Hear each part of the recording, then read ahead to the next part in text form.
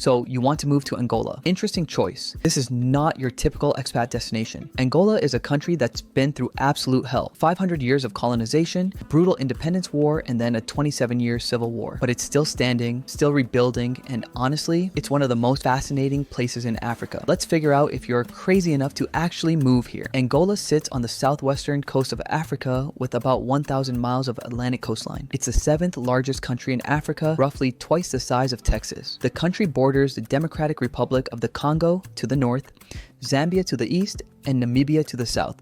The capital is Luanda, a massive port city on the northern coast with about 10 million people in the metro area. That makes it the 3rd most populous Portuguese-speaking city in the world, after Sao Paulo and Rio de Janeiro. Here's something weird. Angola has an exclave called Cabinda that's completely separated from the rest of the country, sandwiched between the Republic of the Congo and the DRC. Cabinda is tiny but produces a huge amount of Angola's oil. The geography is incredibly diverse. You've got a hot, humid coastal plain where most cities are located. Then the land rises sharply into the central highlands with the BA Plateau at 5,000 to 8,600 feet elevation. This is Angola's breadbasket: cooler, wetter, more fertile. To the south, the land flattens into semi-arid plains and eventually merges with the Namib Desert along the Namibian border. To the east, dense tropical rainforests slope down toward the Congo Basin. The climate varies wildly. The coast is hot and humid year-round. The highlands are cooler and can drop near freezing at night. The south is arid with very little rainfall. Angola is rich in natural resources, massive oil reserves, diamonds, iron ore,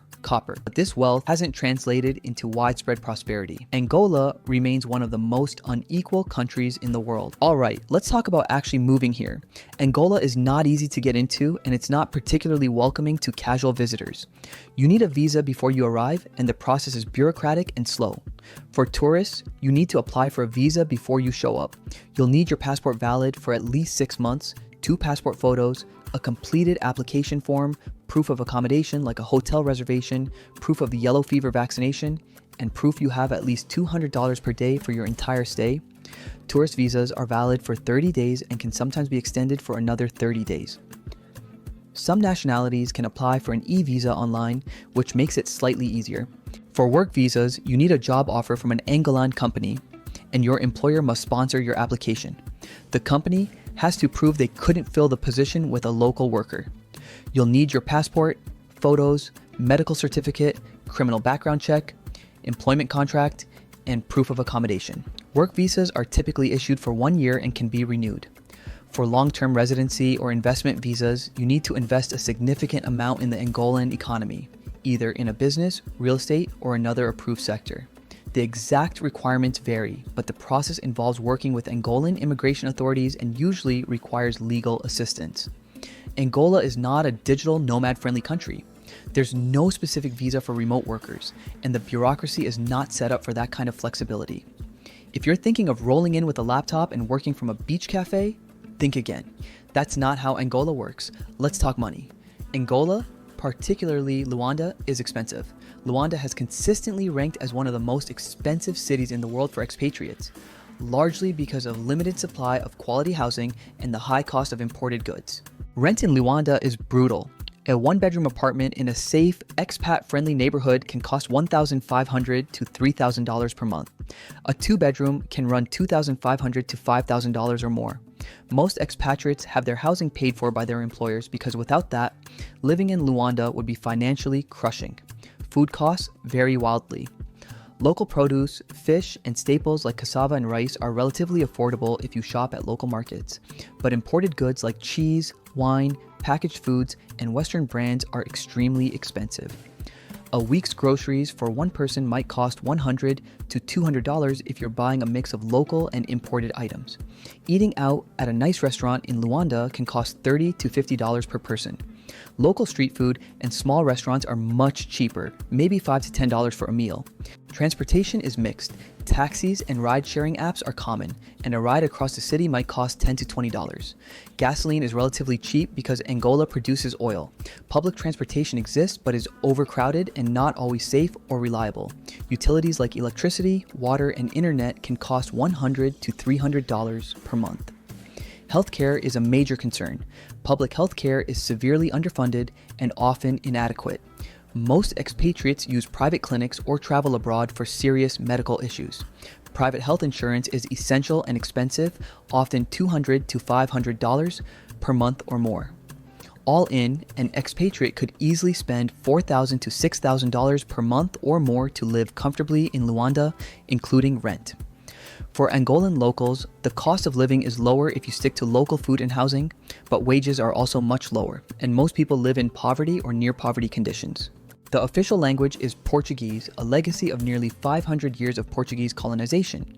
Angola is the second largest Portuguese-speaking country in the world after Brazil. Portuguese is a language of government, education, and urban life. But the vast majority of Angolans also speak indigenous Bantu languages. The biggest ethnic groups are the Ovimbundu, at 37% of the population, who speak Umbundu, the Ambundu, at 25%, who speak Kimbundu, and the Bakongo, at 13%, who speak Kikongo.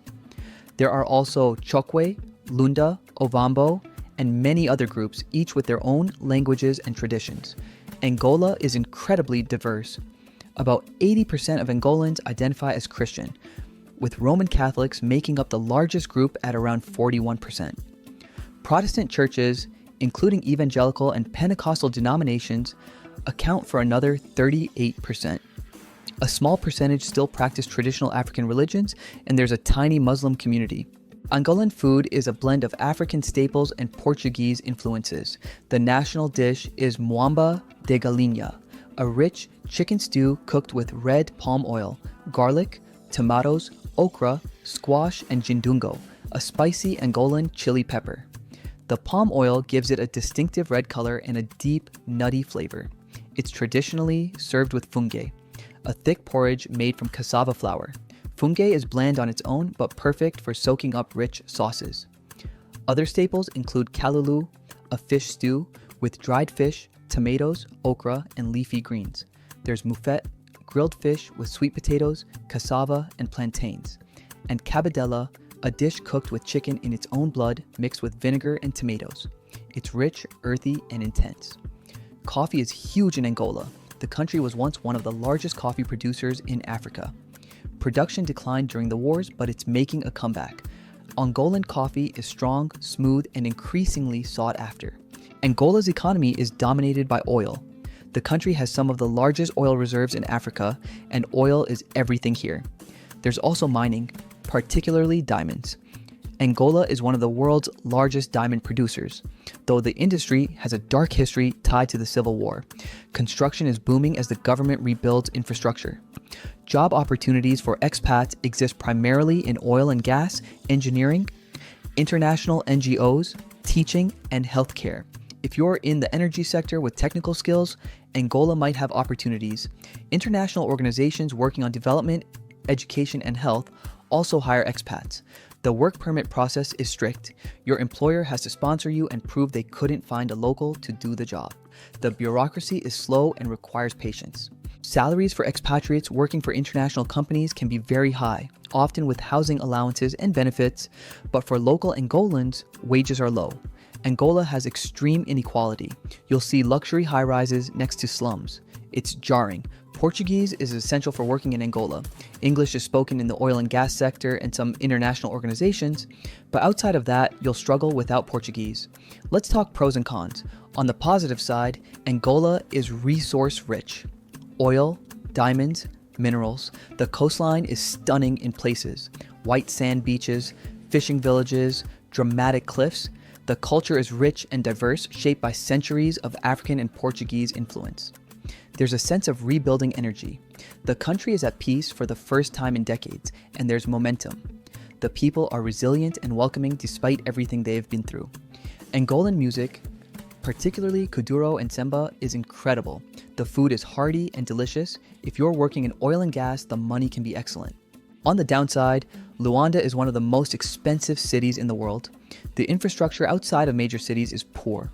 Roads are bad, electricity is unreliable, water supply can be inconsistent, the bureaucracy is slow and frustrating. Security can be a concern. Crime rates are high in some areas, and you need to be careful. Healthcare is a major issue. The public system is underfunded and often inadequate. Most expats rely on private clinics or travel abroad for serious medical care. Corruption is widespread, and navigating daily life can be challenging. 2 facts before we move on. Angola has one of the youngest populations in the world with a median age of around 16 years, and the civil war that lasted 27 years only ended in 2002. This country is still healing. Look, if you're seriously thinking about moving to there or anywhere abroad, honestly, you need more than a YouTube video. You need a roadmap. That's why I wrote So Long Uncle Sam.